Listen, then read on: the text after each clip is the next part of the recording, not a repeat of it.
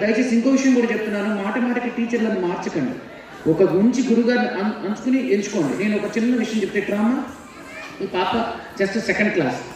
పతాక వినియోగం, చాలా మందికి ఓన్లీ పతాకం త్రిపతాకం చెప్పడమే రాదు, ఈ అమ్మాయికి మొత్తం వచ్చు. పతాక వినియోగం చెప్పు. నాట్యారంభే వాణిగాయే వనే నిషేధనే కుచస్థలే నిషాయాం చ నద్యాం అమరమండలే తురంగే ఖండనే వాయక్షయమే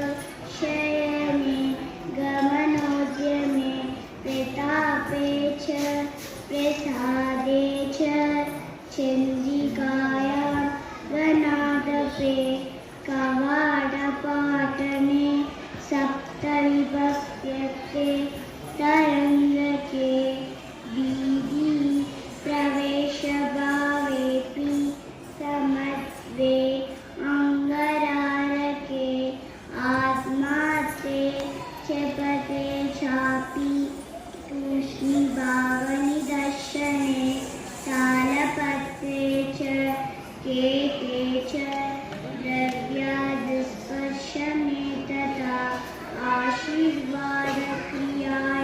చ రూపశ్రేష్ఠస్య భావనే తత్రతత్రేతి వచనే సింధౌ చ సుకృతిక్రమే సమ్మార్జనే పురోగేపి ఖడ్గరూపస్య ధారణే మాసే సంవత్సరే వర్షదినే సమ్మార్జనే తథా ఏవ మధ్యేషు యుజ్యంతే పతాకహస్తభావనా.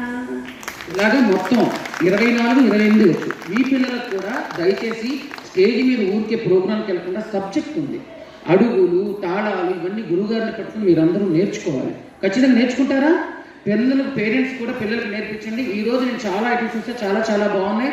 ఎస్పెషల్లీ కళారాధన వాళ్ళ ప్రోగ్రామ్స్ చాలా చాలా బాగున్నాయి, చాలా డెవలప్ అయ్యారు. క్షమించాలి, యాక్చువల్గా క్లాసికల్ డ్యాన్స్ అంటే ఓన్లీ ఆడపిల్లలే నేర్చుకునే ఒక అంశంగా అనుకుంటున్నారు చాలామంది తల్లిదండ్రులు కూడా. మరి అవగాహన లేకపోయింది.